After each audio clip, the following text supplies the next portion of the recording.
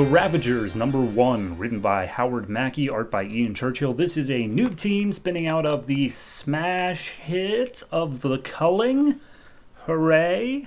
And honestly, it's a bunch of people that I only kind of know. So we open up, we're in the Antarctic, and some narration is just going over what if I'm not good enough? What if I can't save these kids? As something crashes into the ice, and we see that it's the Ravagers, our new team, which consists of scientist Caitlin Fairchild, who can also Hulk out, some weird beast thing named Ridge, Thunder and Lightning, who have energy powers, Terra, who can move Earth, and Beast Boy, who is red now for some reason. Also 2 other people that essentially act as the Suicide Squad members that just die immediately. So they all jump out of this crater, and they're like, all right, we're going to have to... We got to get on this if we're going to survive. We're out in the middle of the Antarctic, and Harvest is hunting us. And honestly, the entire narration is all from Caitlin's perspective of just constantly saying, what if I can't do this? So just know that's a constant running theme throughout this. So anyway, they land, and they get their bearings for a second and realize, okay, we managed to get out, and we're somewhere in Alaska. That's where we're at currently. So we just need to make our way towards civilization. And everyone's like, why should we trust you, Caitlin? You literally have been working with the enemy for years. And he's like, I worked to infiltrate them. I was always on your guys' side. And they're like, we don't trust that. So then the 2 that are basically the throwaway members, one of them's named Bright Eyes, and the other one I genuinely looked and I don't think was ever given a name. So they just fly away.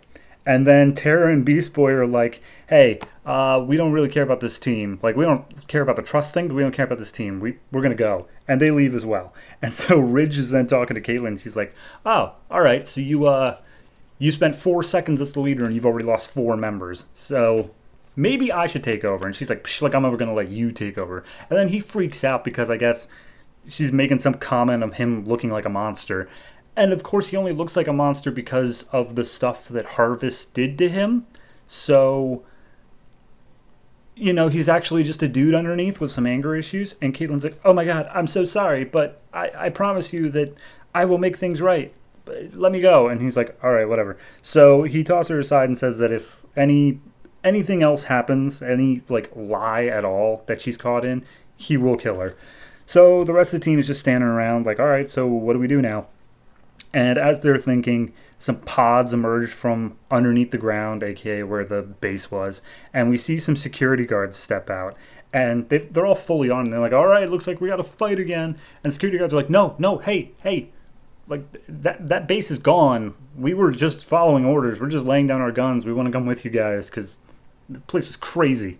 And immediately Thunder and Lightning are like, after everything you did to us, you think that we're just going to let you go with just following orders? Hell no. And they start unleashing energy blasts on all of these security guards, pretty much with the intent to kill them. So then we cut off to the 2 Suicide Squad members. Again, they're not actually, but you get the point. And they're being followed by this giant nowhere warship. And they try shaking it off their tail because I guess Bright Eyes' powers is that she can make flashes of light from her eyes. I can't imagine why she's not sticking around. And the other one can fly. But they make the comment oh, we can slow him down, but we can't shake him, at least not for both of us.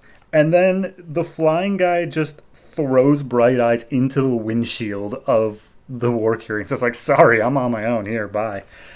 We see inside, and they have Rose Wilson and Warblade are the 2 that are tracking these guys down.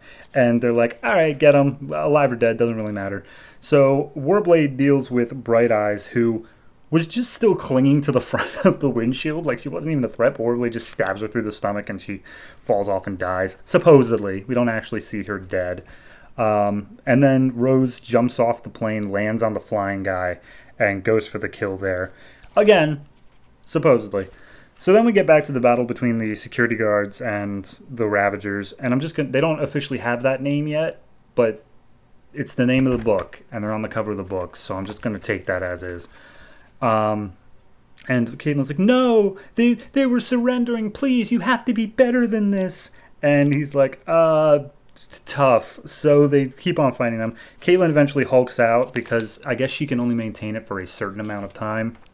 And she jumps in the fight, and she grabs Ridge, and she's like, Ridge, look, you have no idea how much I just want to beat up everything when I'm in this Hulk form, but I control it because it's the right thing to do.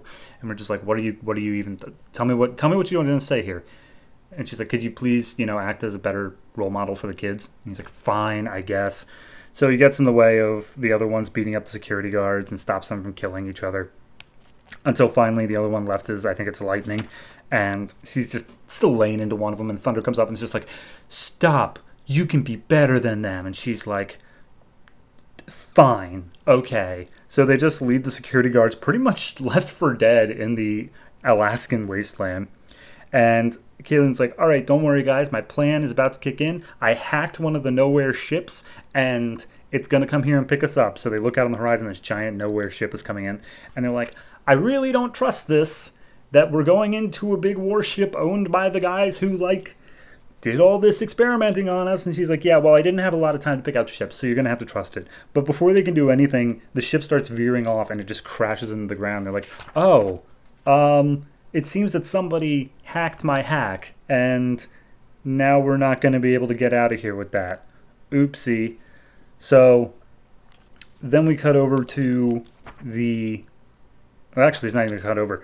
Apparently, out of the ship comes Warblade and Rose.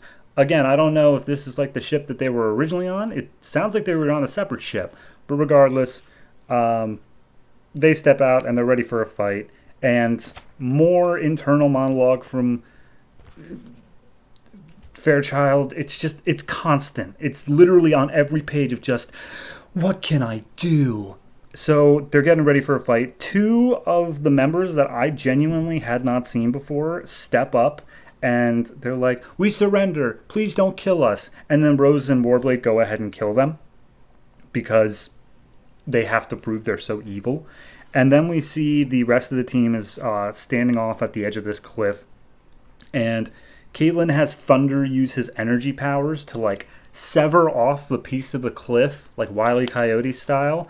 And they all crumble down into the ocean, away from Rose and Warblade, but to their watery depths. And that's where we leave off. Okay. I mean, there are 52 books at DC, mainline titles. Not all of them are going to be smash hits. I understand that. I understand that not all, but this one feels so it feels like something that was contractually obligated, where it's like, hey, I'm doing this event called the Culling, and out of it, I'm setting up this new team. Can I have a guarantee that no matter how the event does, I'll have this team? And they're like, yep, no problem. And as such, the event didn't do much. And as such, this team doesn't do much. But we're stuck with them for at least 6 issues. So art is okay. Art is actually pretty good, all things considered. It does have a little bit of the same issues in... I feel like it's coloring. It's either pencils or colors. One or the other, and I can't place it, but I think it's coloring. That's just feels a little bit off to me. But regardless, it's good. It's good art. Writing, though, however, Jesus, I couldn't care. I couldn't even begin to care. So I'm going to go ahead and just give this one a... I'll give it a